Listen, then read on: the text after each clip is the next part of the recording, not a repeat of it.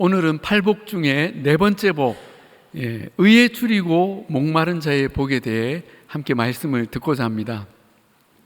2002년 월드컵에서 우리 한국 축구를 4강까지 끌어올렸던 히딩크 감독이 한 유명한 말이 있습니다. I'm still hungry. 나는 아직 배고프다. 이 말은 그의 끝없는 도전 정신과 성취욕을 보여준 명언이라고 할 수 있지만, 또 한편으로 이 말은 인간 누구에게나 있는 채워지지 않는 갈망을 대변한 말이 아닐까 생각이 됩니다. 사람은 누구나 무엇인가 줄이고 목말라 합니다. 아무리 채워도 채워지지 않는 허기와 공허함을 느낍니다. 맛있는 걸 먹고 돈과 명품으로 채워도 이 허기와 공허함은 사라지지 않습니다. 아무리 마셔도 시원해지지 않는 그런 깊은 갈증이 있습니다. 술을 마시고 또 얼죽아라고 하죠. 얼어 죽을 그 겨울에 아이스 아메리카노를 마셔도 이 갈증은 사라지지 않습니다. 이것은 인간 내면 깊은 곳에 영적인 갈증, 근원적 갈증이 있기 때문입니다. 그래서 사람들은 끊임없이 그 허기와 갈증을 채우려고 합니다. 그런데 무엇으로 채우려고 합니까? 크게 세 가지입니다.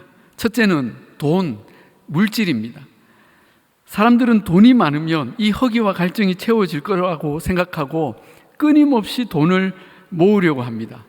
물론 돈은 우리가 살아가는데 필요한 부분이기도 합니다.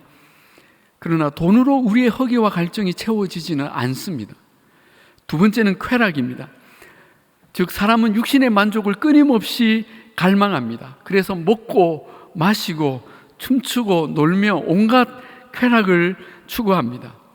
그러나 이 쾌락 또한 채워도 채워지지 않는 그런 허무한 갈망입니다. 오히려 사람들은 이 쾌락을 추구하다가 중독과 함께 더 큰 절망과 고통을 경험합니다. 세 번째는 권력입니다. 사람들은 힘을 추구하죠.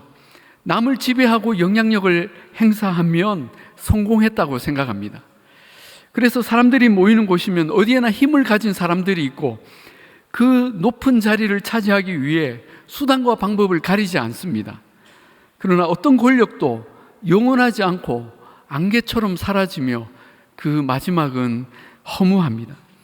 사람들은 이처럼 돈과 쾌락과 권력에 줄이고 목말라 합니다. 영성신학자인 리차드 포스터는 그의 책 돈, 섹스, 권력에서 인간을 지배하고 있는 이 세 가지 갈망을 정확하게 지적하고 있습니다.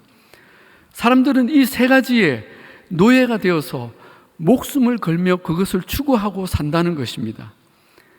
그러나 목이 마르다고 바닷물을 마시면 더 고통에 빠지는 것처럼 잘못된 것으로 내 허기와 갈증을 채우려고 하면 소용없을 뿐 아니라 더 큰 고통과 문제에 빠지게 됩니다. 돈과 쾌락과 권력은 사람의 허기와 갈증을 결코 만족시키지 못합니다.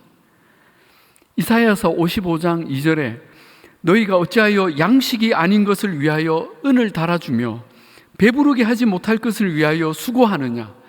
내게 듣고 들을지어다. 그리하면 너희가 좋은 것을 먹을 것이며 너희 자신들이 기름진 것으로 즐거움을 얻으리라 하셨습니다.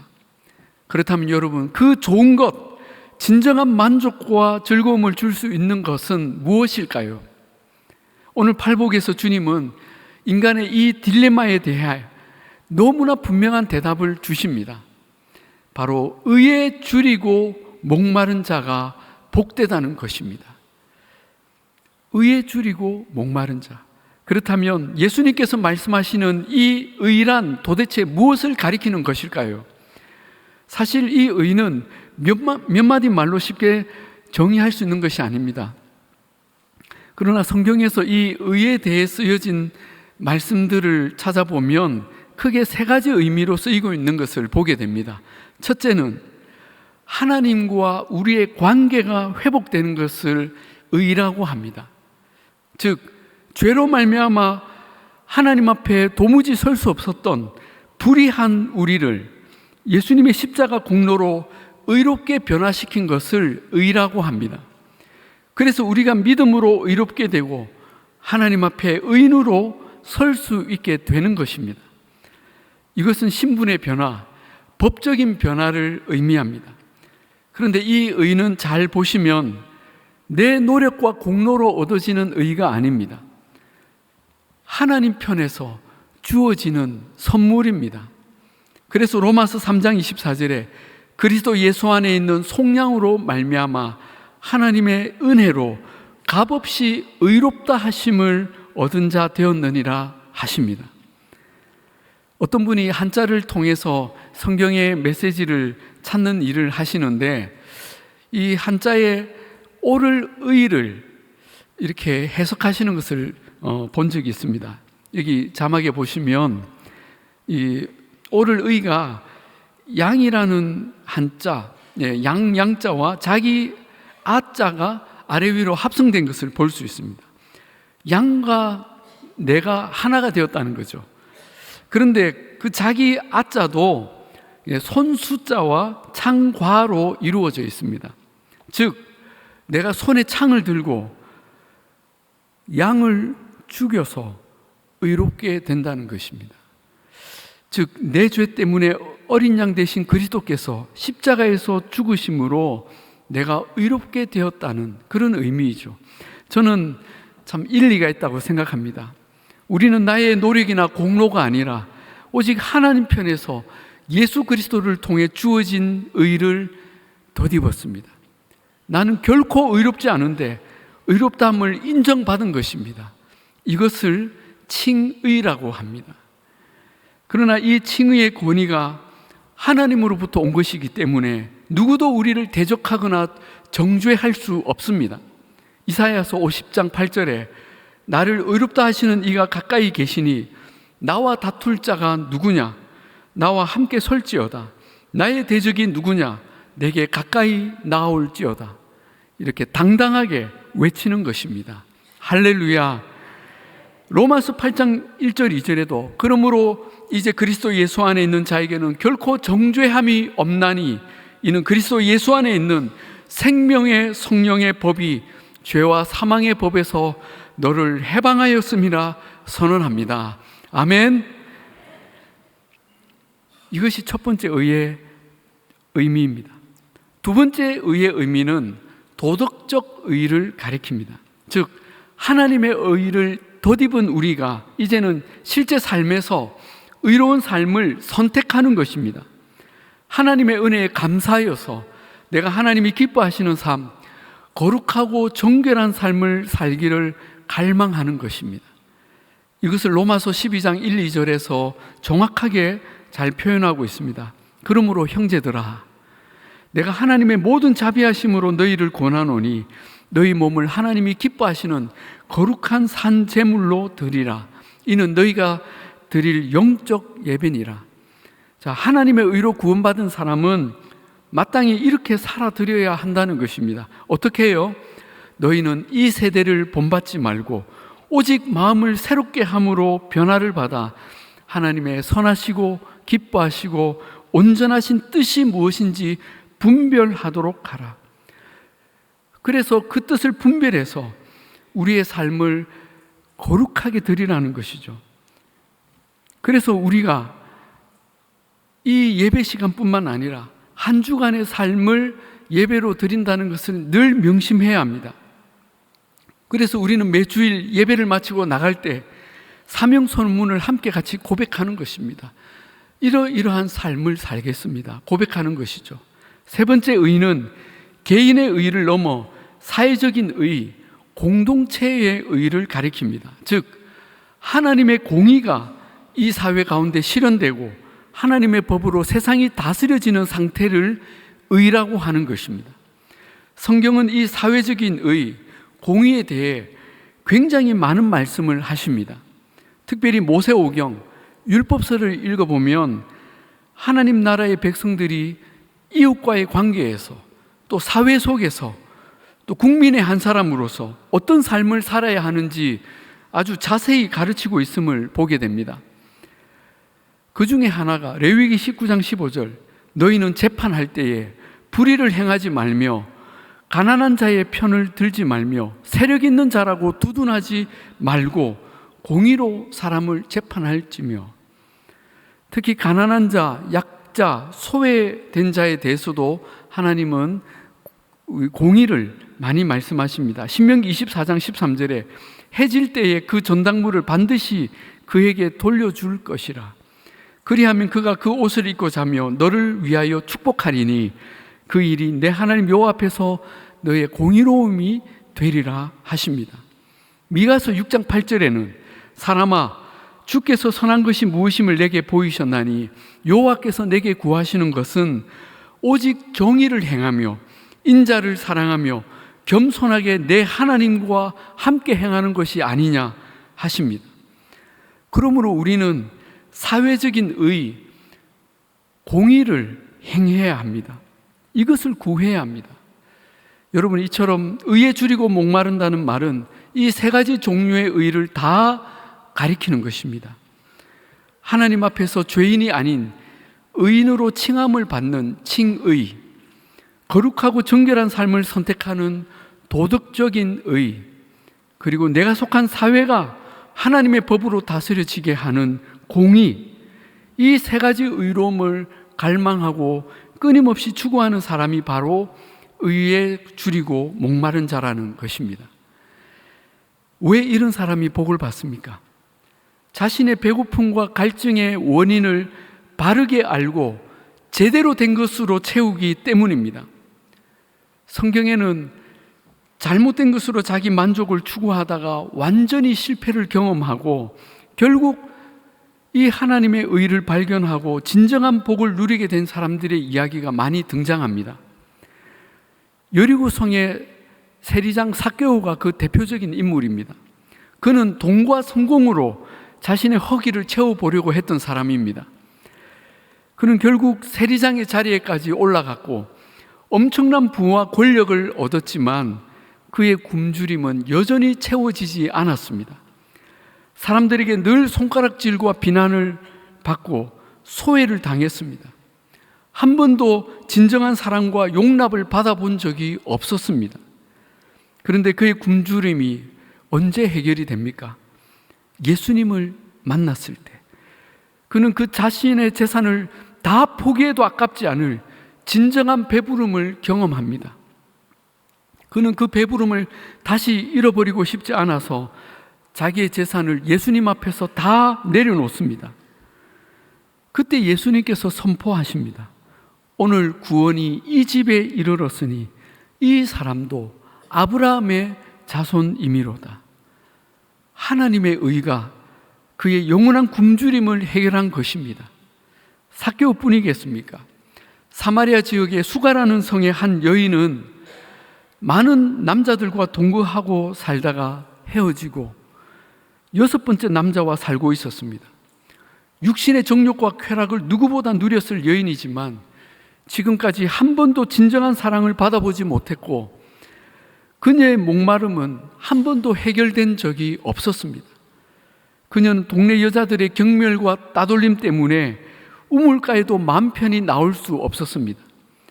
집안에 물이 떨어져 목이 마를 대로 마르면 그제서야 사람들의 눈에 피해서 뜨거운 대낮에 우물가로 나와 혼자 물을 길어 가곤 했습니다. 그녀의 삶은 한마디로 표현하면 목마름이었습니다. 그런 그녀의 목마름이 언제 해결이 됩니까? 예수님을 만나고 영원히 목마르지 않는 생수를 마시게 되었을 때입니다. 예수님은 그 여인을 위해 일부러 사마리아를 지나가시며 대낮에 그 우물을 들리셨습니다. 그 여인을 찾은 것이죠. 그때 예수님의 첫 마디가 무엇입니까? 내가 목마르다. 물을 좀 달라. 이 여인은 그건 내 대사인데 하면서 자연스럽게 대화가 시작이 됩니다. 그날 여인은 예수님과의 대화를 통해 메시아께서 자기에게 오셨고 하나님께서 자신을 사랑하시며 용납하셨다는 사실을 깨닫게 됩니다. 이 물을 마시면 다시 목마르겠지만 내가 주는 물을 먹는 자는 영원히 목마르지 아니하리니 나의 주는 물은 그 속에서 영생하도록 솟아나는 샘물이 되리라. 세상의 것들은 잠시 목마름을 채워주지만 바닷물처럼 우리를 더 목마르게 만들 뿐입니다. 그러나 하나님의 의는 영원히 솟아나는 샘물이 되는 것입니다. 아멘입니까? 이날 이 여인은 자신의 오랜 목마름이 진정으로 해결된 것을 경험합니다. 그녀는 물동이도 내버려 둔 채 동네로 달려가서 사람들에게 자기가 만난 메시아를 전하였습니다. 여러분, 제가 메시아를 만났습니다. 저의 목마름을 알고 그분이 저를 찾아오셨습니다. 저는 이제 목마르지 않습니다. 내 속에 샘물처럼 솟아나는 생수로 충만합니다. 결국 동네 사람들이 이 무슨 일인가 하고 예수님을 만나러 오는 일이 있었습니다. 그 일이 있고 예수님의 제자들이 예수님께 식사를 준비해 와서 드리니까 예수님이 뭐라고 하십니까? 내게는 너희가 알지 못하는 먹을 양식이 있느니라. 제자들은 누가 선생님께 먹을 걸 드렸나 보다 생각했는데 예수님이 설명해 주시죠. 나의 양식은 나를 보내신 이의 뜻을 행하며 그의 일을 온전히 이루는 이것이니라. 주님은 무엇이 우리를 진정으로 배부르게 하는지 제대로 보여주셨습니다. 바로 하나님이 기뻐하시는 의를 찾고 그것을 행하는 것입니다. 그러므로 우리는 이 의를 갈망하며 간구하고 살아야 합니다. 하나님, 저는 의를 갈망합니다. 하나님의 의가 저에게 절실히 필요합니다. 세상의 것으로는 더 이상 굶주리고 목말라 하지 않도록 주님의 양식, 주님의 생수를 제게 부어 주시옵소서. 우리가 간절히 구해야 합니다. 그런 점에서 오늘 주님이 이 팔복을 가르치시며 사용하신 이 표현을 주목할 필요가 있습니다.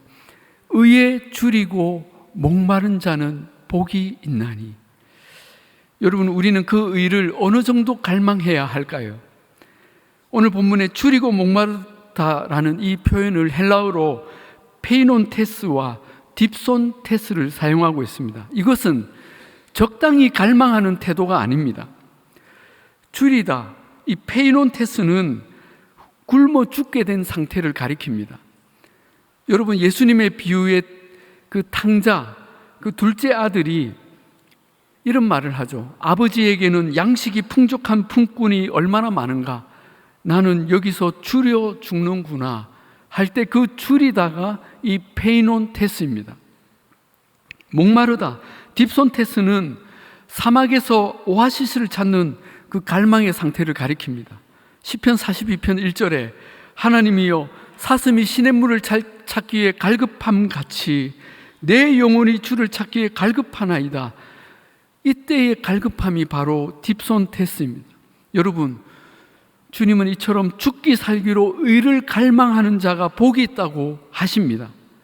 그렇다면 우리는 어떻게 이 의를 추구할 수 있습니까? 성삼위 하나님께 우리의 포커스를 맞춰야 합니다. 첫째는 성부 하나님을 날마다 찾고 경배해야 합니다. 시편 34편 8절에 너희는 여호와의 선하심을 맛보아 알지어다. 그에게 피하는 자는 복이 있도다. 너희 성도들아 여호와를 경외하라. 그를 경외하는 자에게는 부족함이 없도다. 젊은 사자는 궁핍하여 줄일지라도 여호와를 찾는 자는 모든 좋은 것에 부족함이 없으리로다 하셨습니다. 여호와 하나님을 찾아야 합니다. 두 번째는 성자 예수님을 먹고 마셔야 합니다. 예수님은 마지막 만찬에서 제자들에게 나를 먹고 마시라고 하셨습니다. 마태복음 26장에 이것을 받아서 먹으라. 이것은 내 몸이라 하시고 또 잔을 가지사 주시며 이르시되 너희가 다 이것을 마시라. 이것은 나의 피 곧 언약의 피니라 하셨습니다. 우리는 이 성찬을 통해서 예수님의 살과 피를 먹고 마십니다. 그리고 우리가 예수님의 생명으로 다시 태어났고 그 한 생명을 나눈 한 형제요 자매임을 같이 고백하는 것입니다. 그리고 우리는 성령 하나님으로 충만해야 합니다. 에베소서 5장 18절에 술 취하지 말라, 이는 방탕한 것이니 오직 성령으로 충만함을 받으라 하셨습니다. 여러분, 이 술은 세상의 것을 대변하는 것이죠. 세상의 것으로 우리의 기쁨과 쾌락을 채우려고 하지 말고 성령님으로 충만케 되라고 하십니다. 성령으로 충만하게 되면 우리 안에 진정한 기쁨과 소망과 능력이 가득하게 됩니다. 사도행전 13장에 제자들은 기쁨과 성령이 충만하니라 했습니다. 로마서 15장 13절에 소망의 하나님이 모든 기쁨과 평강을 믿음 안에서 너희에게 충만하게 하사 성령의 능력으로 소망이 넘치게 하시기를 원하노라 하셨습니다. 여러분, 이처럼 우리가 의에 줄이고 목말라 하며 성부, 성자, 성령 하나님으로 우리를 채울 때에 우리 안에 세상이 줄 수 없는 진정한 기쁨과 소망과 평강과 능력을 우리는 맛보게 될 것입니다. 제가 한 17년 전쯤에 우리 부산중앙교회 부교육자로 있을 때 제자 훈련을 이렇게 지도했던 적이 있습니다. 그때 한 남자 집사님이 제자 훈련을 하시는 동안 몇 번이나 이런 고백을 하셨습니다.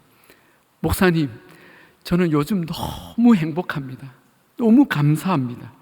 제가 예수 믿기 전에, 예수님을 정말 인격적으로 알기 전에 사업의 성공도 해봤고 세상에서 누릴 수 있는 모든 즐거움, 쾌락을 다 누려보았습니다. 그런데 그 어떤 것도 순간이었고 그 후에는 고통과 실망뿐이었습니다. 그런데 요즘 제자 훈련을 하며 매일 말씀을 읽고 묵상하고 암송하고 기도하면서 그 주님이 주시는 기쁨은 제가 평생 처음 맛보는 기쁨입니다. 그런데 그 말씀을 하시는데 눈물이 글썽글썽 하신 거예요. 그런데 그분의 진심을 느끼니까 함께 제자훈련 받던 분들도 다 같이 공감하고 같이 감사했었습니다. 여러분, 오늘은 맥주 감사 주일입니다. 우리는 지난 상반기 동안 이러한 성부, 성자, 성령 하나님의 은혜로 살았습니다. 우리 안에 세상이 줄 수 없는 진짜 기쁨, 진짜 배부름과 해가를 누리며 살지 않았습니까? 돌아보면 은혜 아닌 것이 없습니다. 우리는 그저 모든 것이 감사할 뿐입니다. 그리고 여전히 우리는 하나님이 주시는 그 의를 갈망하고 삽니다. 그렇다면 저와 여러분은 진정 복받은 자입니다. 아멘. 바라기는 저와 여러분의 평생에 이런 진정한 만족과 기쁨과 충만함으로 배부름을 경험하는 복된 인생이 다 되시기를 우리 주님의 이름으로 축복합니다.